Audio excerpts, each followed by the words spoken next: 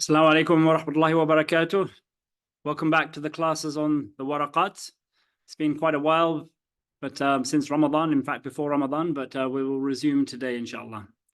أعوذ بالله من الشيطان الرجيم بسم الله الرحمن الرحيم والصلاة والسلام على خير المرسلين وعلى آله وأصحابه أجمعين ولا حول ولا قوة إلا بالله العلي العظيم سبحانك اللهم لا علم لنا إلا ما علمتنا إنك أنت العليم الحكيم.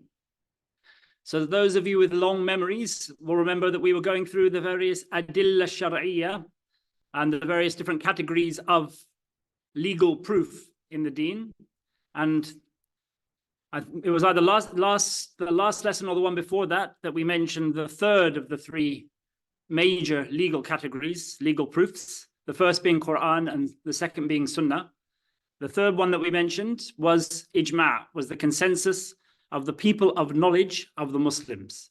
So all of these are proofs. They are what we look at when we want to prove a particular position, a particular hukum. We go to these sources and we derive the particular rulings from these sources.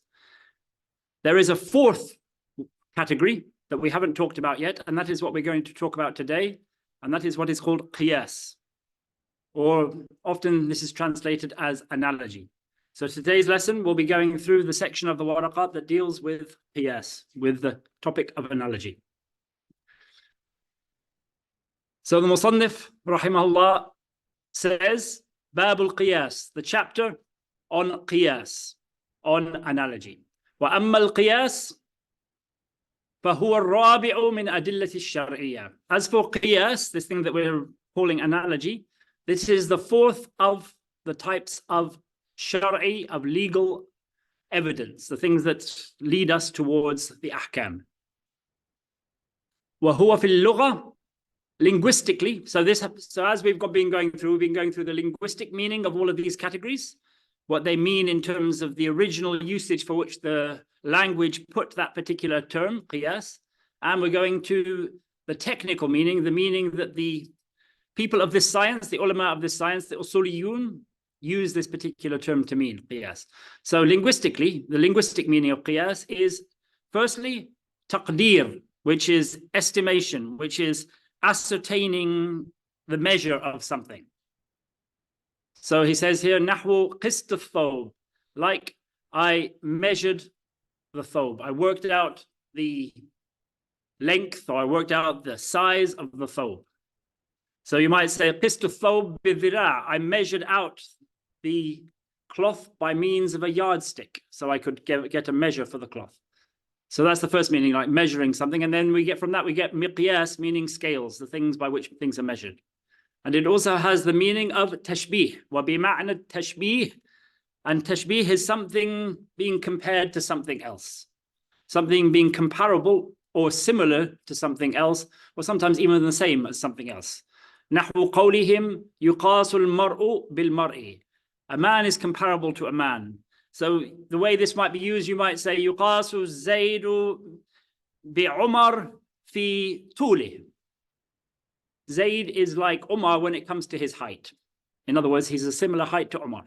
So that's another use of the word qiyas, of qasa, yaqisu, qistu.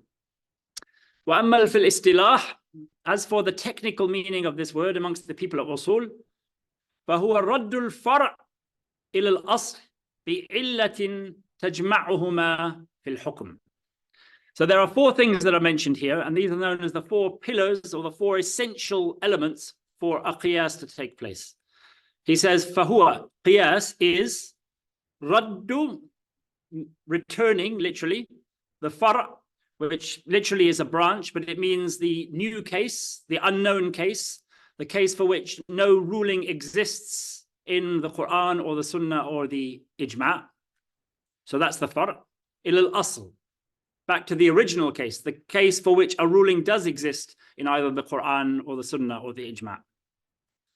So it's taking this new case, this unknown case, and linking it to an original case for which you have textual evidence, bi'illah, because of an underlying cause or an underlying reasoning behind it, behind the ruling, rationale behind the ruling, bi'illatin tajma'uhuma that both of these particular things, the original case and the new case, share when it comes to their hukum. And he gives some examples here so you can know what he means. So basically, you get a new case for which no ruling exists. You look at the rationale for which the original case had the ruling that it has. And if the new case has the same rationale that can be applied to it, then you give it the same ruling. That's the basic principle of qiyas. Obviously, as he'll come to later, it doesn't mean that you can make up that rationale. You can sort of, you know, have a fancy, oh, I think Allah did this for this reason, or I think Allah commanded this for this reason. No, there has to be some evidence for what this illah is. And this illah, this rationale, usually has linguistic evidence, whether in the Quran or the Sunnah, by use of certain words like li ajli or likay or min ajli or lih. These particular words often indicate a meaning which is mentioned when the ruling was mentioned. Or it might be the use of a word fa, which is often also used to have a causal linkage. Or it might mean in the context that this thing is done, Allah subhanahu wa ta'ala says something about some particular thing, then introduces this ruling, and then continues to talk about the same subject or the same general area, which indicates the rationale behind it. So there are various different ways in this can happen, but it must be textual. It has to be either textually stated or textually deduced. Dalalatan min al-lafz. It can't just be you think, oh, I think it was done for this reason, and then you make it up, and then you come with a new ruling based on the ruling that you've said. For example, I think that Allah subhanahu wa ta'ala did this because it smelled in this way, without any justification in the text. You can't basically do that.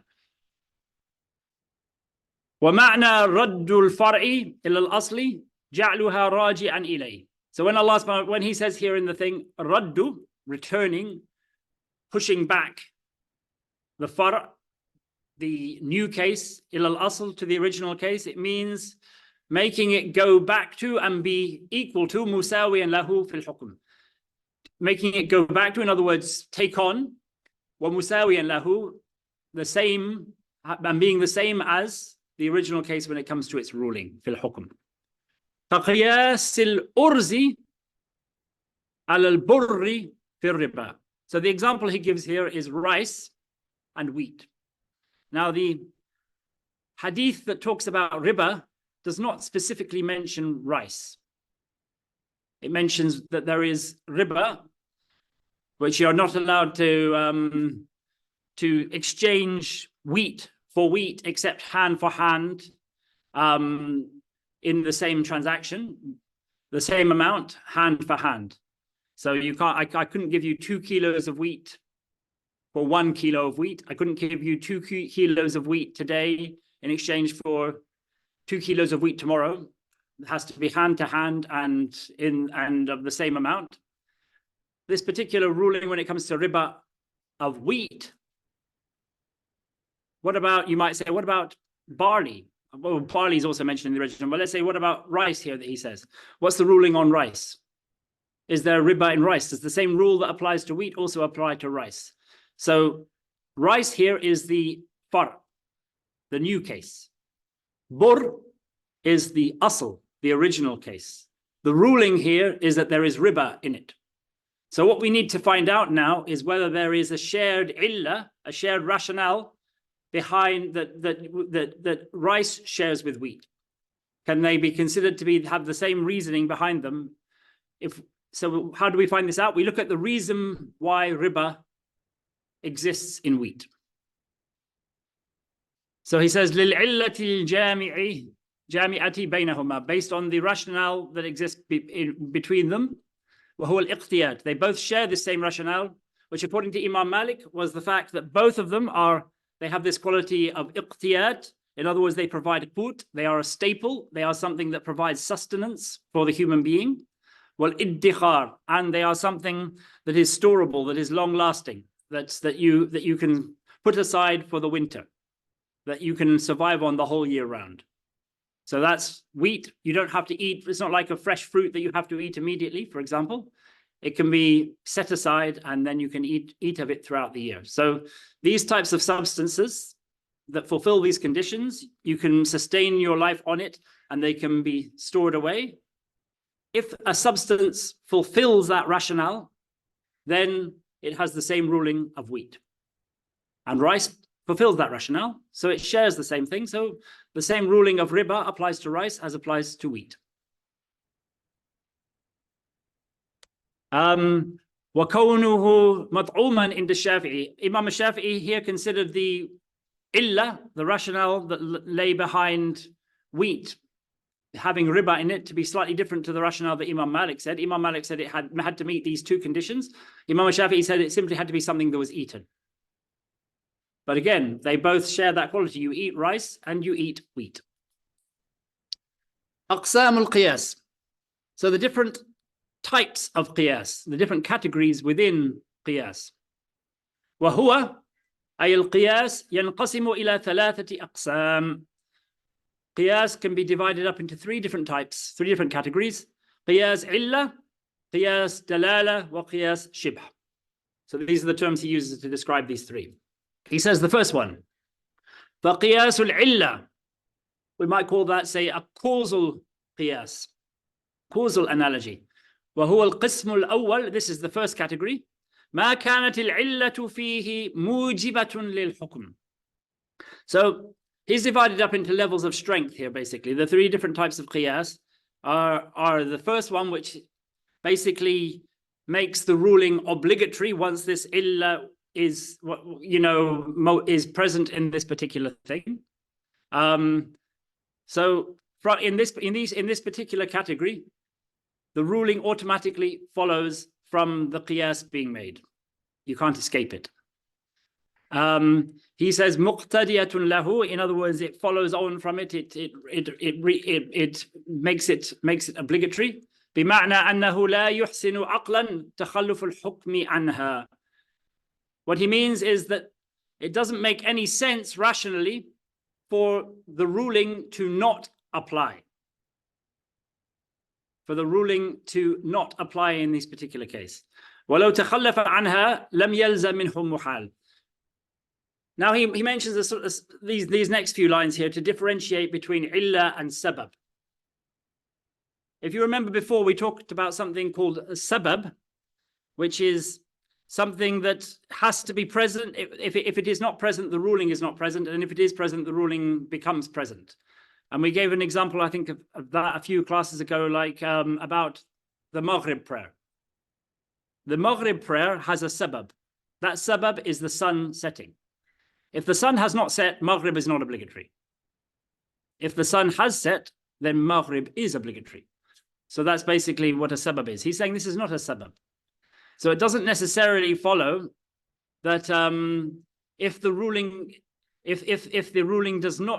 is not there, that it is impossible for the thing to be done. I mean, the example you might give here is that it is possible for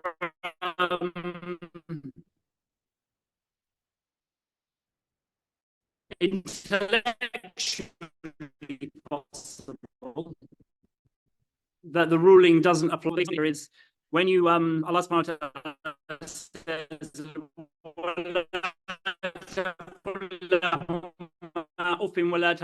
do not. From this we can make the qiyas that is impermissible to hit one's parents. But the ayat simply says you're not allowed to say uff to them. You're not allowed to speak to them in a way that's testy, in a way that displays your annoyance with them. That's what the ayat says. The qiyas that follows that is obligatory on us to take is that also means that it is not permissible to hit your parents by reason of hitting being a far worse thing than saying uff to them.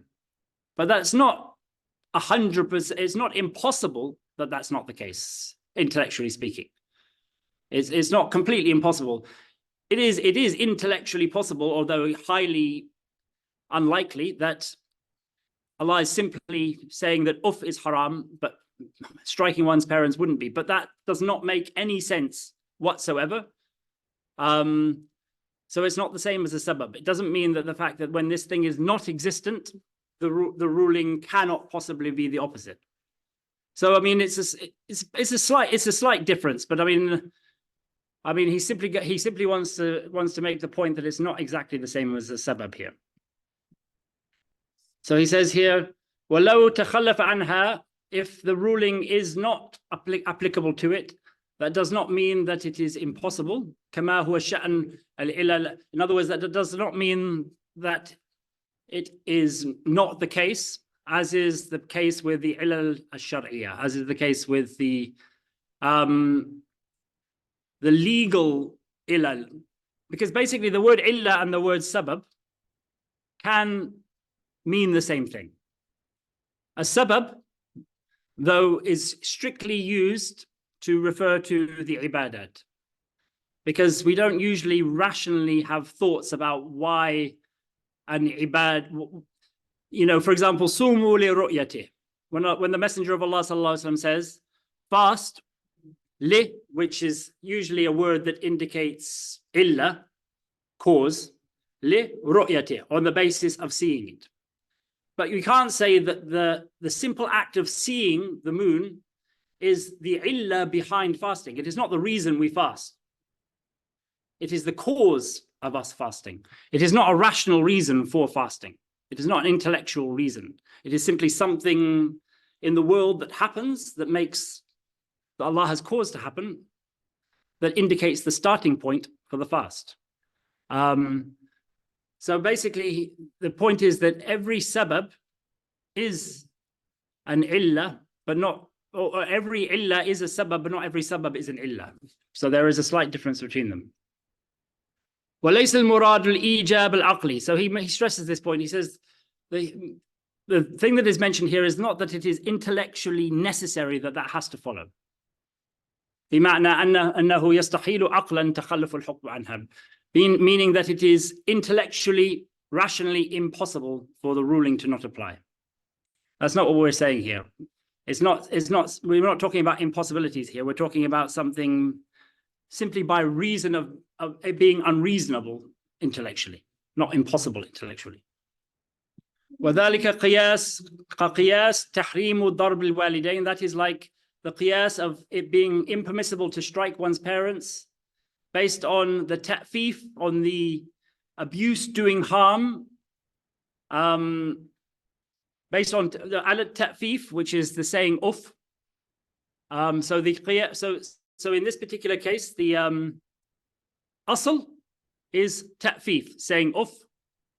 The fara', the new case, is striking the parents. The hukm is it being forbidden, and the illah that lies behind them is either, which is doing harm, abuse. فإنه لا يحسن في العقل إباحة الضرب مع التحريم التخفيف. It does not make any sense in rationally speaking, although it doesn't necessarily mean it's impossible, as he says, but it just doesn't make any sense, rationally speaking, to allow somebody to strike their parents while at the same time saying they can't speak with the terms of annoyance to one's parents. وقد اختلف في هذا النوع. There is a difference of opinion regarding this first category of قياس. فمنهم من جعل الدلالة فيه على الحكم القياسي. So there are those who said that this is a type of qiyas. So the dalala here, the indication that gives us the ruling, is based on qiyas. ومنهم من ذهب إلى أنه غير قياسية. But there are also those who say that it's got nothing to do with qiyas. وأنها من دلالة اللفظ على الحكم. And it is simply the textual indication. So you don't need to do qiyas. This was many of the Zahirin, the people of like Ibn Hazm and people, took this position that the words already indicate the ruling. You don't need to know anything beyond the words themselves to arrive at the ruling. In other words, the word uff indicates within itself hitting and all of these other things, being Allah is simply mentioning the least form of this type of abuse, but that word within its meaning includes all of the forms of abuse at a wider level, through textual inference. والقسم الثاني من أقسام القياس, the second category, the second type of the types of qiyas, قياس الدلالة وهو الاستدلال بأحد النظرين على الآخر. So this one, second one is called قياس الدلالة of indication, which is you assigning a greater proof to one of two similar statements over another. وهو أن تكون العلة دالة. So basically there's more than one option available here, but you give greater proof to one of them over the other. So he's going to give us an example in a second. وهو أن تكون العلة دالة على الحكم ولا تكون موجبة للحكم. So he says here it is that the illah that joins these two things indicates a particular ruling, but it doesn't make that particular ruling absolutely obligatory and necessary. It doesn't, he say, أي مقتضية له, he doesn't require it كما في القسم الأول, in the same way. It doesn't automatically follow from the illah that the ruling must be such, but it does indicate that that ruling might be such. وهذا النوع غالب أنواع الأقيسة. This is the most common form, most common type of qiyas that we find. وهو ما يكون الحكم فيه لعلة مستنبطة. This is when the ruling is a result of an illah that has been deduced from the general context, for example, or from the words that are used but not explicitly stated. For example, it might be from the adjective used to describe the original case. So you might derive your ruling as a base on the basis that Allah chose to describe the original case with a particular adjective, and so on and so forth. لجواز أن يترتب الحكم عليها في الفروع ويجوز أن يتخلف. Because of this particular type, because it involves deduction, the ruling for new cases may apply, may follow as a result of this illah being present, but it's also possible that even though it has the illah, the ruling won't necessarily apply to it. So that illah does not require, the illah in the original case does not necessarily require every case that has that same illah to automatically have the same ruling in this particular category. وهذا النوع أضعف من الأول. This particular type is weaker than the first. فإن العلة فيه دالة على الحكم وليس ظاهرة فيه ظهورا لا يحسن معه تخلف الحكم. Because the illah, the rationale or the cause, only indicates the ruling. It's not something that is completely, you couldn't imagine the ruling not existing in this new case. And لا يحسن معه تخلف الحكم, like the first one where we talked about, like striking one's parents.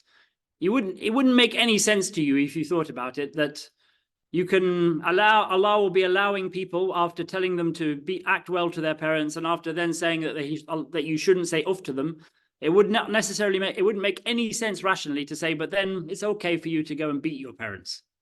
It wouldn't make any sense. But he says this one is not like that. It's not so obvious in that way. وذلك كقياس مال الصبي على المال البالغ في وجوب الزكاة فيه.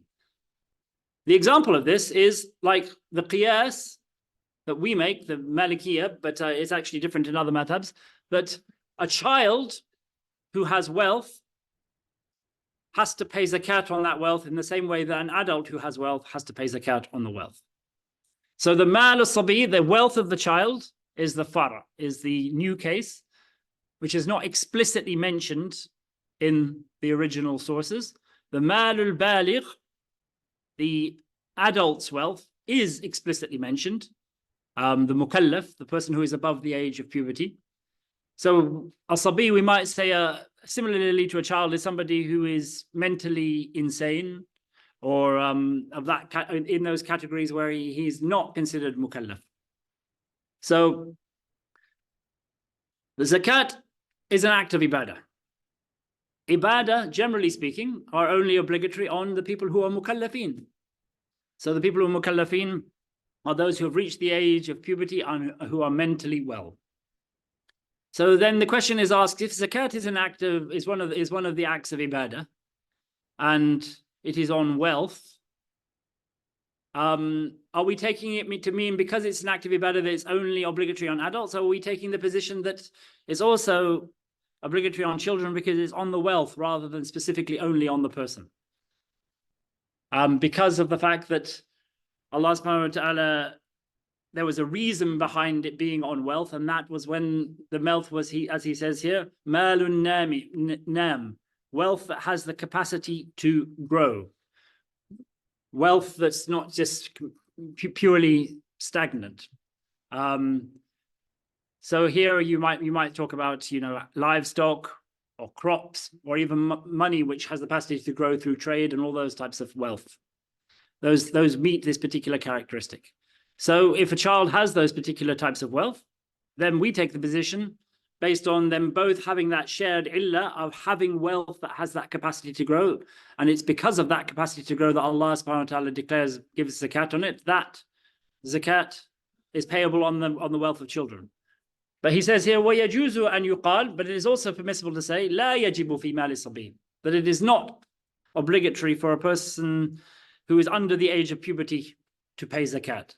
كَمَا قَالَ Abu Hanifa, as Abu Hanifa said. So you can see, in this particular one, the fact that the wealth of children has exactly the same illah that's attached to it as the wealth of adults does not necessitate 100% that the ruling that applies to the wealth of adults applies also to the wealth of children.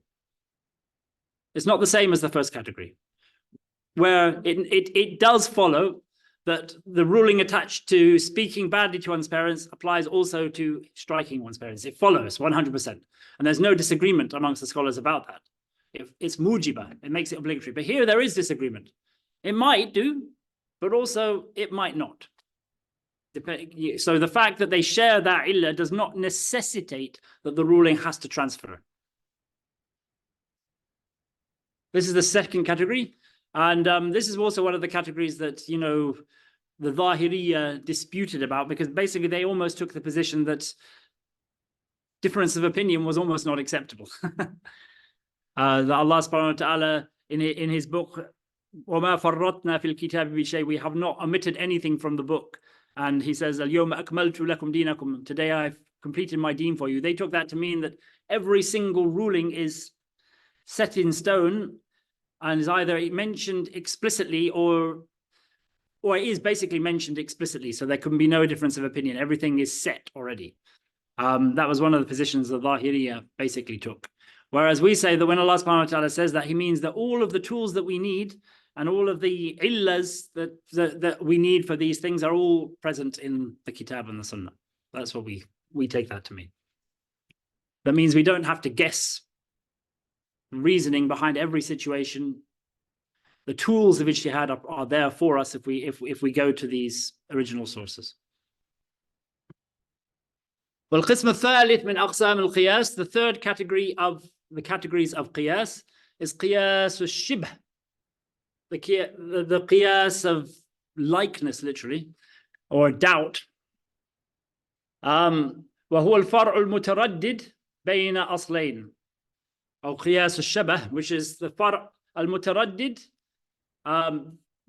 بين أصلين. So the new case can, goes between it can go back to one original case or go back to another original case. It's difficult to know which original situation or original case it goes back to.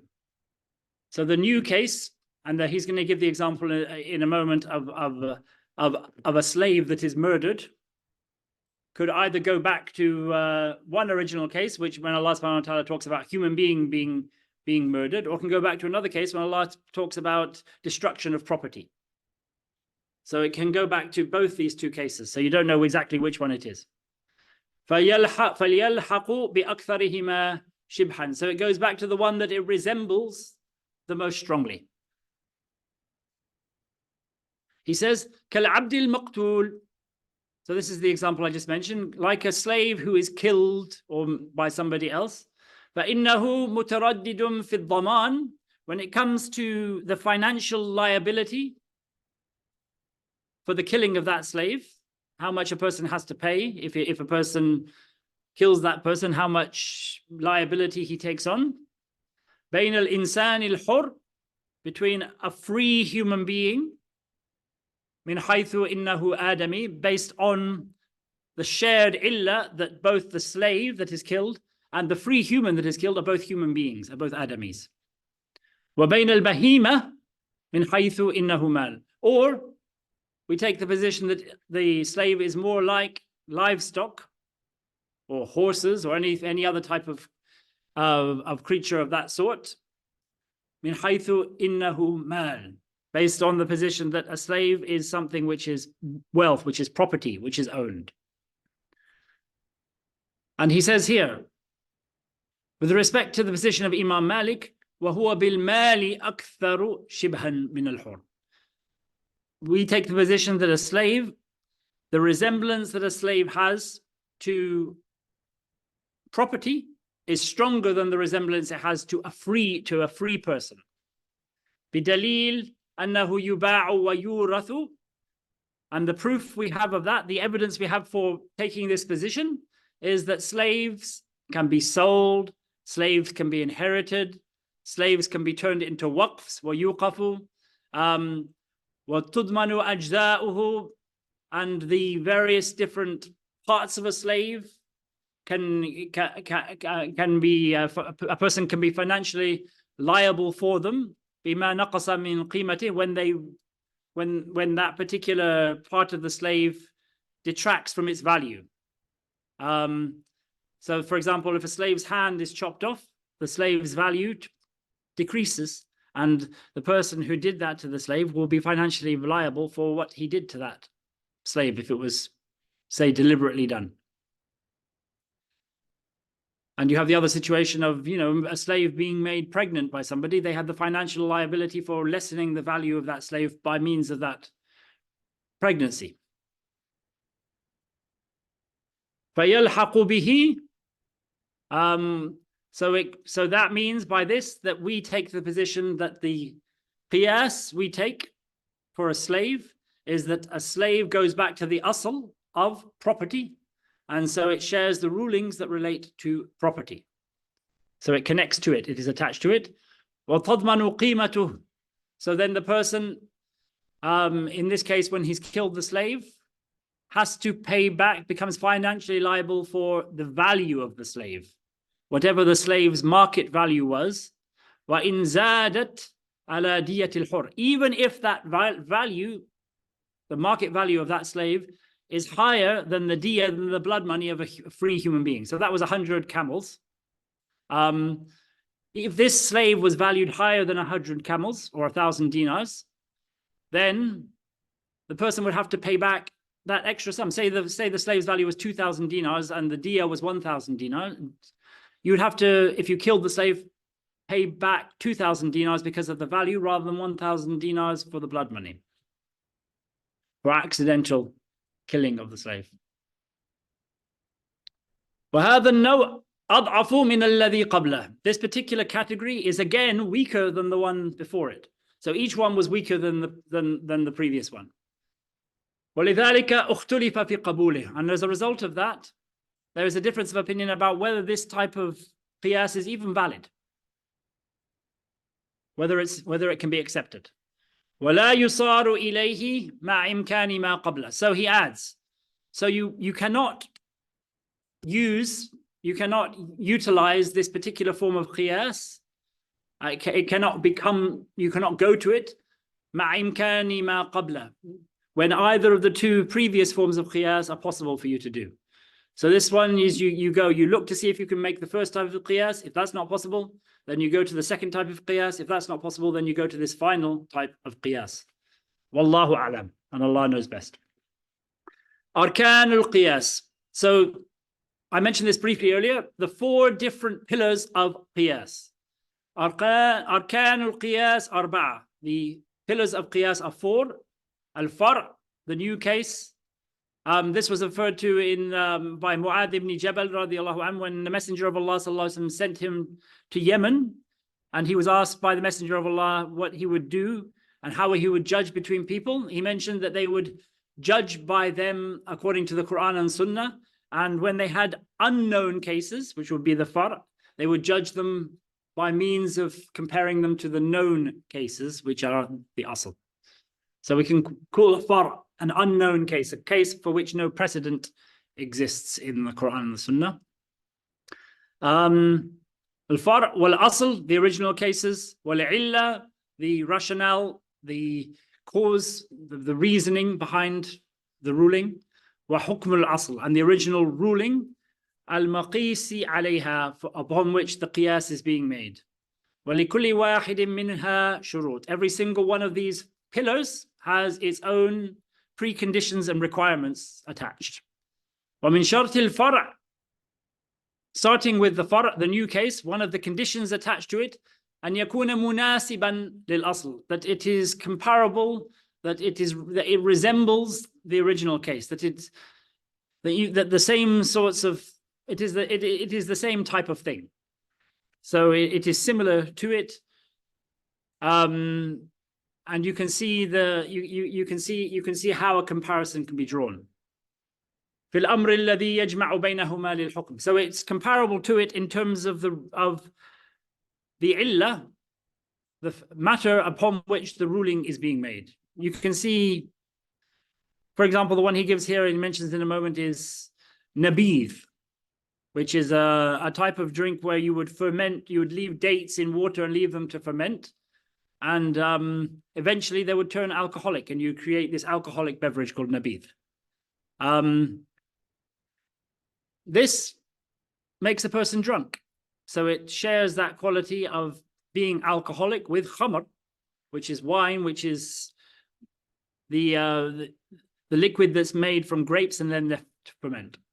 So you can see the resemblance between them. Munasiban, you can see how you can make a comparison between nabidh and khamr. They have commonalities. بأن تكون علة الفرع مماثلة لعلة الأصل. So that basically means that the illah, the rationale behind the new case, is similar to the rationale behind the original case. في عينه, with respect to the actual substance itself, he says كقياس النبيذ على الخمر لعلة الإسكار. Like nabidh, this substance nabidh, you can make an analogy of it based on khamr, based on the shared rationale that they both make a person drunk, iskar. Oh, fi jinsihi, oh, it's of the same category of things.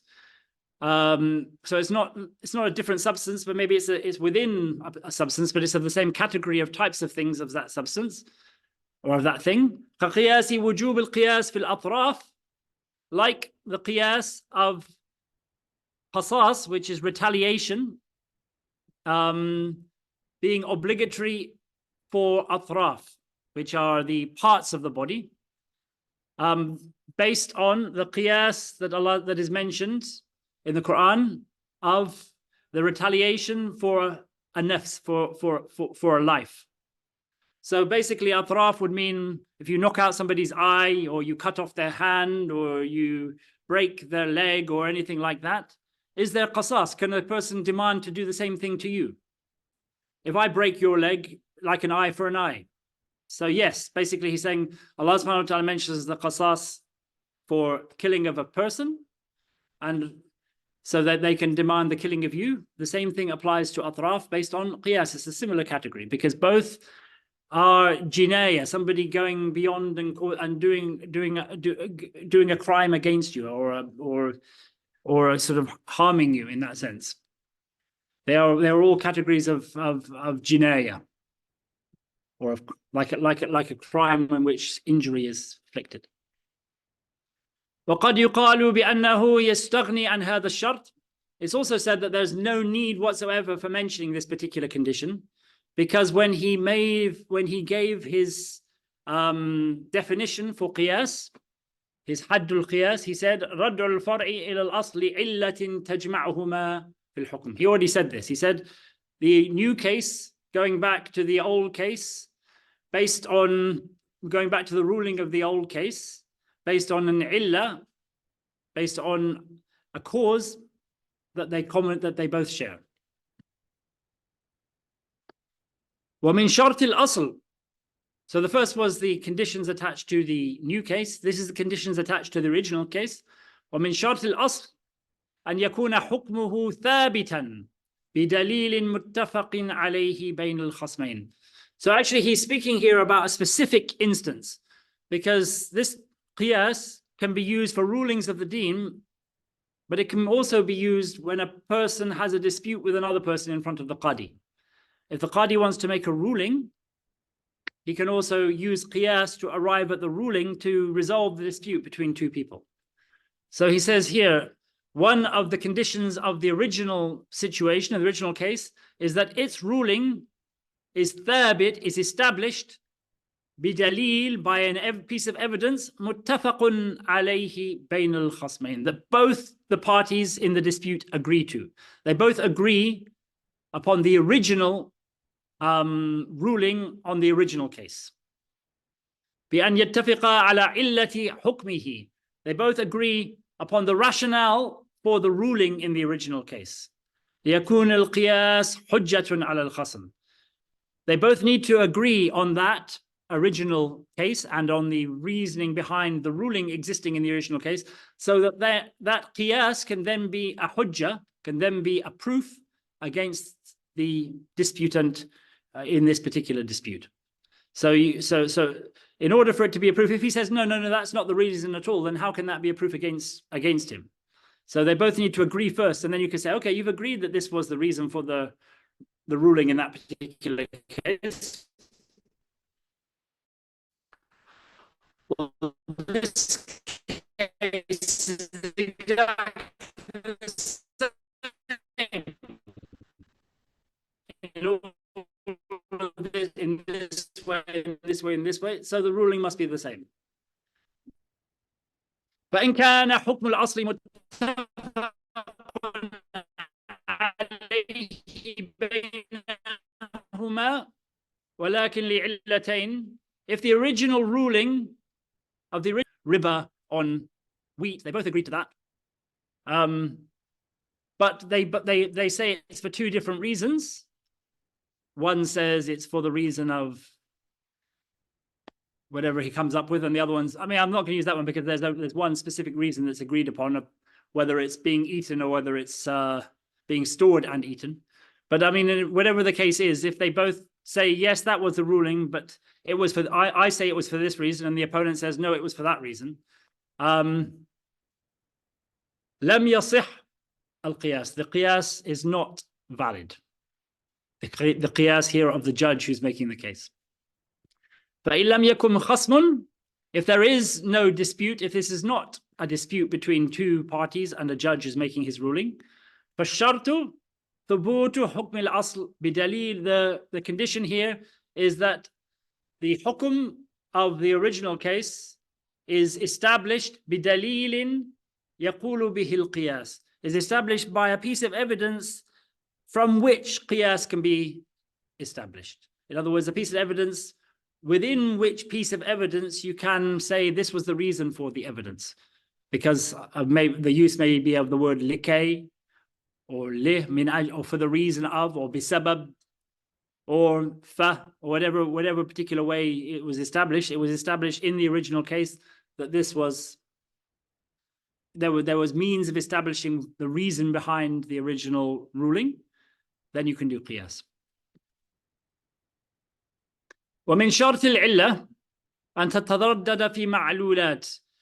So one of the preconditions of the illah is that it is present في معلولات, in all of the various things upon which it is said that that illah exists. It's ever present in them. بحيث كلما وجدت الأوصاف. So when he says here, what this means is whenever the characteristics al-mu'abbara biha anha, or whenever the sort of the wasf, the way of describing this thing exists in a particular place, in a particular thing, the reason the ruling follows. So let's go back to the example of rice and wheat. If the ruling is present in rice in every situation, that it is muddakhar and it is muqtad, then the ruling necessarily follows. فَلَا تَنْتَقِضُ لَفْظًا. It is not non-existent in it in terms of what he's calling lafz here. He explains what he means by lafz and ma'nan later. بأن تصدق الأوصاف المعبر بها عنها في سورة لا يوجد الحكم معها. So he says here, what he means is that it's that if there is a situation where all of these things that we've talked about can be present in a particular thing. So this particular illa that we're talking about here, that it is muqtat and muddakhar. If there is a situation where muttaq and mudakhar can be in this substance, and yet the ruling does not follow, then it is not met the shart of illa that we're talking about here. So it cannot be considered to be an illa shar'iyya. So if it is ever possible, if it ever tasduq, if it is ever realistic, that the awsaf, that the characteristics that we are calling the illa, that are described mu'abbara biha, by which it is expressed, fi surah, are in a particular place, and la yujadu al-hukm ma'aha, where the hukm is not present, then it has failed to meet the basic principle that we talk about for an illa. He's going to give an examples to make this clearer. وَلَا مَعْنًا بِأَنْ يُوجَدُ الْمَعْنَى الْمُعَلَّلَ بِهِ وَلَا يُوجَدُ الْحُكْمُ. Or the meaning behind the ruling might be existent in a thing, and yet the ruling does not exist. If that ever happens, then this cannot be considered an illa by which you can make qiyas. فَمَتَى انتقدت العلة لفظا أو معنى فسد القياس. Whenever the illa is negated in terms of its lafz, or negated in terms of its meaning, the qiyas becomes invalid. So مثال الأول, the first example of this, أن يقال في القتل بمثقل إنه قتل عمد عدوان. So the first example here is when you kill somebody with a blunt instrument, you can then say the reason for the ruling of qiyas, فَيَجِبُ بِهِ الْقِيَاسِ, the reason why qasas, retaliation is obligatory is because it is the killing of somebody deliberately in an act of udwan, in an act of aggression. He says here, so killing somebody with a blunt instrument has qasas, because Allah subhanahu wa ta'ala mentions that killing somebody with a muhaddad, with a sharp instrument, has qasas. So we have a situation where somebody is killed with a club. Is there qasas? Can somebody come along and kill that person also with a club as retaliation? If you take the position here that the reasoning, he's saying the reasoning behind it is that it is a deliberate killing as an act of aggression, then yes, if that is the illah, and that is always the illah in every case. But he says here,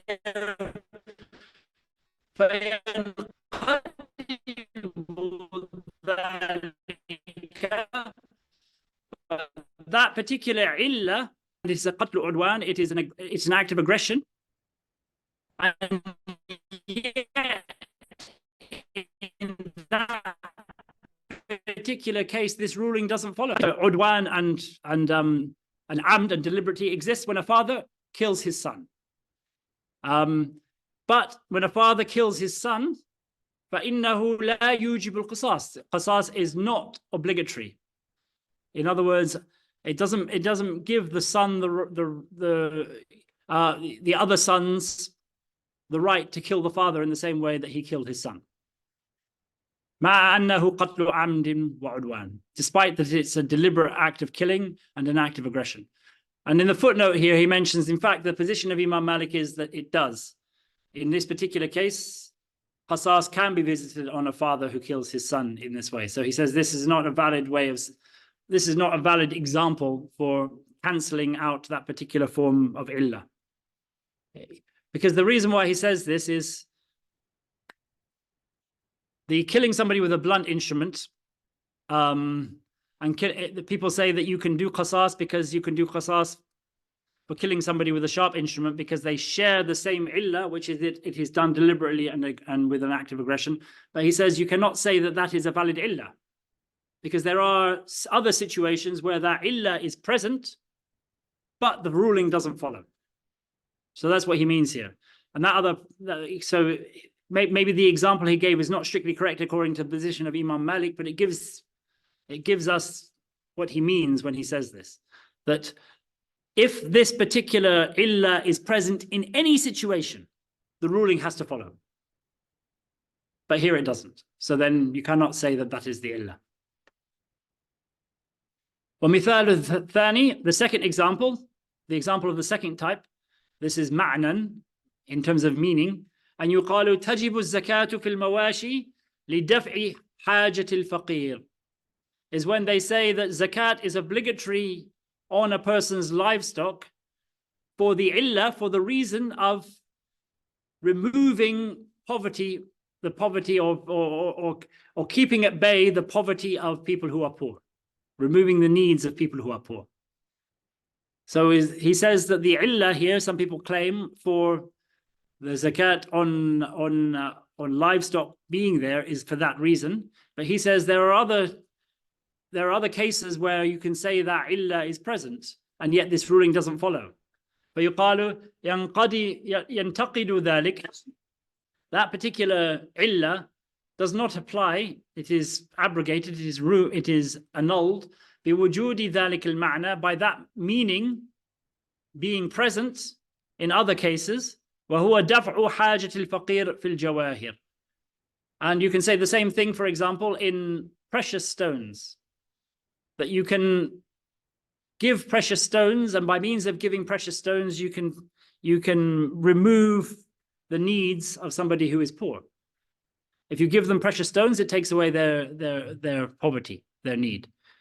In the same way as if you give them a cow, it takes away their need. So you can't say that the reason behind the zakat is the removal of the need of the poor, because there are other things that fulfill that condition of removing the need of the poor, and yet there is no zakat on them. والمرجع في الانتقاد لفظا ومعنى إلى وجود العلة بدون الحكم.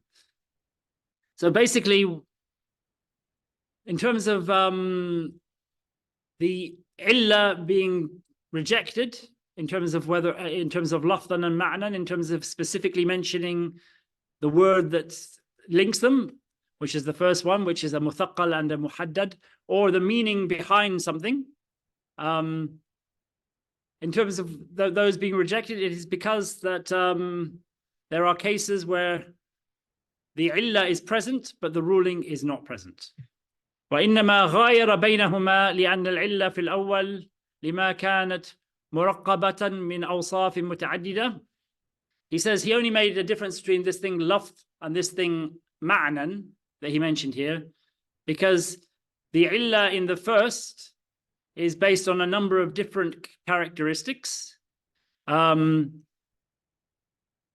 than one thing, which is udwan and amd, doing something deliberately. And so they looked ila al-janib al-lafz, they looked at the wording. وَلِمَا كَانَتِ الثَّانِي أَمْرًا وَاحِدًا, and when the second one is only one thing, which is removing the poverty of the poor person, they looked at the meaning of the thing. So he says here they look at the words in the first case and they look at the meaning in the second. وَكَأَنَّهُ مُجَرَّدُ إِسْتِلَاحٍ. But he says perhaps this is basically a matter of convention, and in fact there's no real difference between the two. So they're differentiating these, but there's no real need to differentiate them in some ways. Wallahu alam. Allah knows best. Because in the first one they mention a number of different words, which is amd and udwan, and so they concentrate on the wording. And the second one is referring to a concept, so it's not referring to the individual words, rather than the meaning behind the words, which is daf'atu hajatil faqir, one meaning, even though it's comprised of a number of words. So they talk about it as being meaning. He says, but it really doesn't make any difference. It's simply the illah being present in circumstances, and yet the ruling not following indicates that that is not the illah. You've got the wrong illah if you think that is the illah, and that is the reason for the hukm. ومن شرط الحكم أن يكون mithlul illah. One of the preconditions of the ruling is that it is like the illah. Ay tabi'un laha. In other words, it is the same as it fi nafyi wal ithbat, ay fi wujud wal adam. So when basically he says here, one of the conditions of the ruling is that it follows from the illah. In other words, whenever the illah is present, the ruling follows, and whenever the illah is not present, the ruling is not there. So it exists when the illah exists, and it does not exist when the illah does not exist. فَإِن وُجِدَتِ الْعِلَّةِ وُجِبَتِ الْحُكْمِ. If the illah is present, then the ruling also follows. وَإِن انْتَفَدَتْ انْتَفَى. وَإِن انْتَفَتْ انْتَفَى. But if the illah is not present, the ruling is also not present. وَهَذَا إِنْ كَانَ الْحُكْمُ مُعَلَّلًا بِإِلَّةٍ وَاحِدَةٍ كَتَحْرِيمِ الْخَمْرِ. But this only applies, he says, when the ruling only has one single illah from which it follows. He says, like the example of khamr being haram. The example of wine being haram. فَإِنَّهُ مُعَلَّلٌ بِالْإِسْكَارِ. There's one reason why wine is haram. And he says that is because it makes you drunk.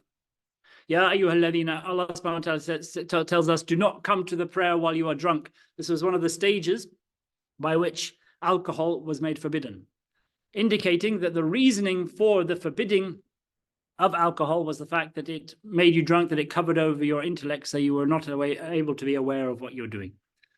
So it's got a single reason for khamr being haram, is that. No other reason. فَمَتَى وُجِدَ الْإِسْكَارِ وُجِدَ الْحُكْمِ. Whenever intoxication happens, whenever something causes intoxication, wujid al-hukm, the ruling follows. If anything causes you to become intoxicated, the ruling that it is haram, it is unlawful for you to consume it, follows immediately. And if something does not make you haram, then it's not forbidden for you on the basis of any drink that doesn't make you haram. Of course, there might be something else that makes a drink haram, like it poisons you. But generally speaking, if a beverage makes you intoxicated, it's haram. If it does not make you intoxicated, it's halal. So that's why you get these things when we talk about these non-alcoholic beers. It's not the case. It's not because it's called beer that makes it haram for you. It's the fact that it makes you intoxicated. So if you have a beer that does not make you intoxicated, that beer is not haram for you. وَمَتَى انْتَفَى انْتَفَى. So when it is absent, the ruling is also absent. وَأَمَّا إِذَا كَانَ الْحُكْمُ مُعَلَّلًا بِعِلَلٍ.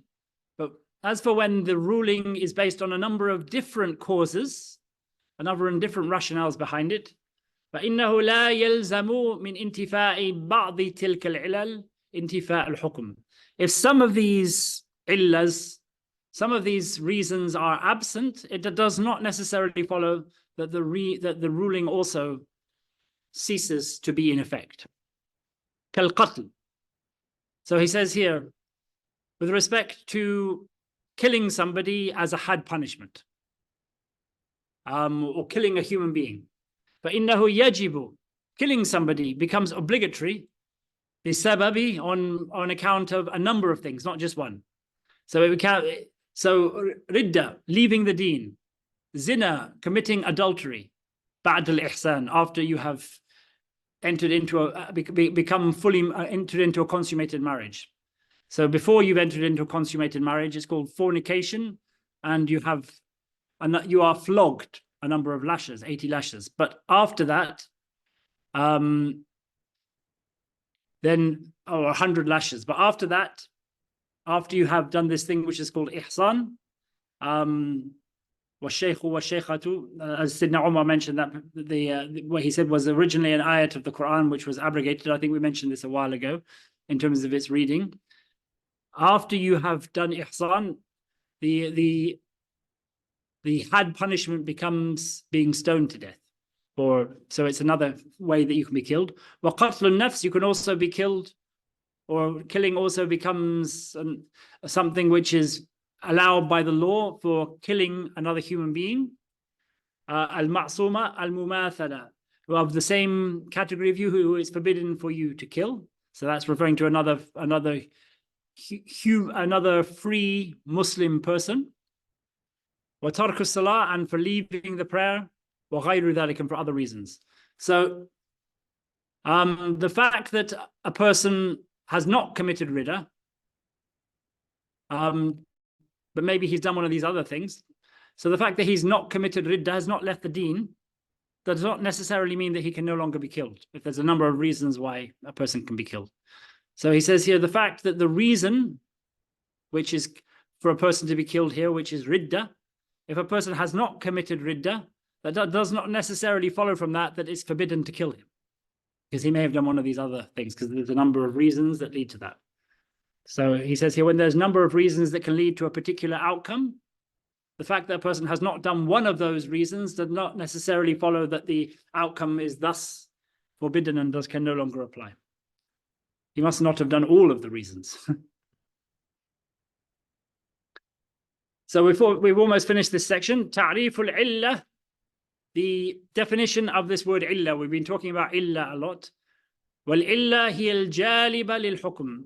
The illah, the cause of the rationale behind something, is the jaliba, is the thing that pulls towards or attracts the hukm, that brings about the ruling. Al-wasf, the description, the adjective, al-munasib litarattub al-hukmi alayha, that has to be the description of the act, that if that act fulfills that description, the ruling necessarily follows from that. كَرَفْعِ حَاجَةِ الْفَقِيرِ. So here he says, like removing the need of the poor person. فَإِنَّهُ وَصْفٌ, it is a wasf, munasib, it is a particular description that, لِإِيجَابِ الزَّكَاةِ, a relevant description for the making obligatory of zakat. So he says, then you can describe from it, zakat being obligatory can be understood to follow, then it can be said to be an illah. Whether it's an illah in every case, as we described earlier, for example, purely in mawashi, in livestock, is another matter, but it's considered to be one of the reasons behind the obligation of zakat. Although there are some who say, when it comes to the ibadat, the acts of worship like prayer and zakat and fasting, that it's best to not say what the illah is behind these things, the reason behind these things, because these things are things that are required of us, and Allah has not necessarily has to explain to himself why he's required them of us, why we have to pray. There are wisdoms behind them, and there are the things that they bring. For example, in the fasting of Ramadan, Allah subhanahu wa ta'ala mentions لَعَلَّكُمْ تَتَّقُونَ يَا أَيُّهَا الَّذِينَ آمَنُوا كُتِبَ عَلَيْكُمُ الصِّيَامَ. When he says, when Allah subhanahu wa ta'ala mentions that he made siyam prescribed for us, he mentions at the end لَعَلَّكُمْ تَتَّقُونَ, for the purpose of that you will have taqwa. لَعَلَّكُمْ, so that perhaps you will have taqwa. You can't say that the purpose behind fasting is the fact that it leads to us having taqwa. Because some people may not increase in taqwa as the result of fasting. Does that mean that because they haven't, the fasting is not prescribed on them? No. So that is not an illah for fasting. It is a hikmah. It is a wisdom behind why we fast. You can find that with lots of the acts of worship. So zakat is an act of worship. So some people might say that this particular thing that he's talking about, removing the poverty of the poor person, is, for some, might well be a wisdom behind the making obligatory of zakat, but maybe not necessarily the reason. Allah knows best. وَالْحُكُمْ هُوَ الْمَجْلُوبُ لِلْعِلَّةِ. The hukum, The ruling is the thing that has been brought about by the illah. هو الأمر الذي يصح ترتبه على العلة. So it is the thing that will follow when the illah is present. It is valid that it follows when the illah is present. So you have the illah, and that creates the hukm. ولما فرغ من ذكر الدلائل الشرعية المتفق عليها شرع يذكر الدلائل المختلفة فيها. Now that he's finished talking about these four categories of legal evidence that we've talked about, Quran, Sunnah, Ijma' and Qiyas, he now moves on to talking about some other things that are also called legal evidences, but there is a difference of opinion about whether these are legal evidences or not between the various different madahib and so on. فَمِنْهَا أَنْ يُقال, one such one is that you might say, إِنَّ الْأَصْلُ فِي الْأَشْيَاءِ الْحُرْمَةِ. Some people say that the basic position when it comes to things in this world, the starting position, the default position, when we come upon a thing that we don't know the answer to, is we start from the basis that it is forbidden until we find the evidence that it is acceptable. So the default position for all things about which we have doubt is, according to the people who say this, is that everything is forbidden until we have proof that it is allowed. Or the opposite, some people say no, the default position when it comes to things is that everything is permissible until you find proof that, or until the proof is found that thing is forbidden. So when you come on a new item and the ruling for it is unknown, the default position is to take the position that things are okay, things are valid, things are allowable, permissible, until it is proven that they are forbidden. So we'll finish there, inshallah, because it's a good place to finish. Is there any questions about qiyas? Well, inshallah, we'll finish there and we'll resume next week, inshallah. بسر وبركاته بسم الله الرحمن الرحيم الحمد لله رب العالمين الرحمن الرحيم مالك يوم الدين إياك نعبد وإياك نستعين اهدنا الصراط المستقيم صراط الذين أنعمت عليهم غير المغضوب عليهم ولا الضالين آمين اللهم صل على سيدنا محمد عبدك ورسولك النبي الأمي وعلى آله وصحبه وسلم تسليما سبحان ربك رب العزة ما يصفون وسلام على المرسلين والحمد لله رب العالمين. Assalamu alaikum. See you next time, inshallah.